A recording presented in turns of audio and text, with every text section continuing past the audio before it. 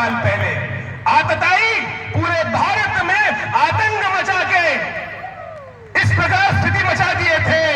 एक पाटलिपुत्र से चाणक्य साथ में उठा खड़ा हुआ, चंद्रगुप्त का साथ मिला और पूरे नंद मिशन वंश को जो गलत कार्य कर रहे थे उखाड़ के फेंक दिया। उनकी जड़ों में वहां पानी नहीं मट्ठा डाल दिया। ये अकेले हिंदू सनातनी की ताकत है, ये आपकी ताकत है।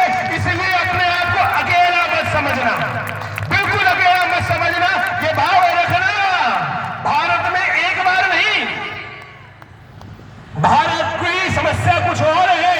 भारत की हिंदुओं की समस्या ये है कि हिंदू पर बाहर से आक्रमण करने वाले इतने शक्तिशाली नहीं हुए कि हमारे किलों को ढह पाते।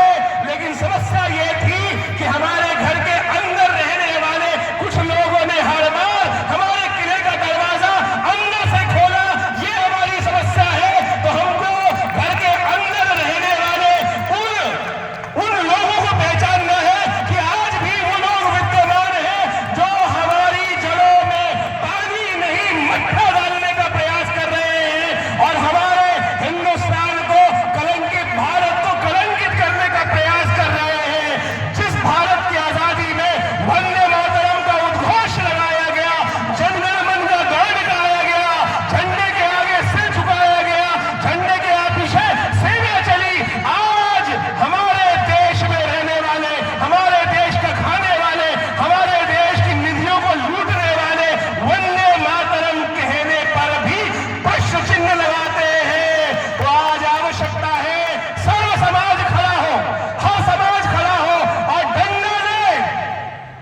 मैं कह रहा हूं झंडे के अंदर डंडा भी होता है, झंडे के अंदर डंडा भी होता है। डंडे का इस्तेमाल करना पड़ेगा। लातों के भूत बातों से नहीं मानने वाले, इसको तुमको स्वीकार करना पड़ेगा। ये बात ध्यान रखना।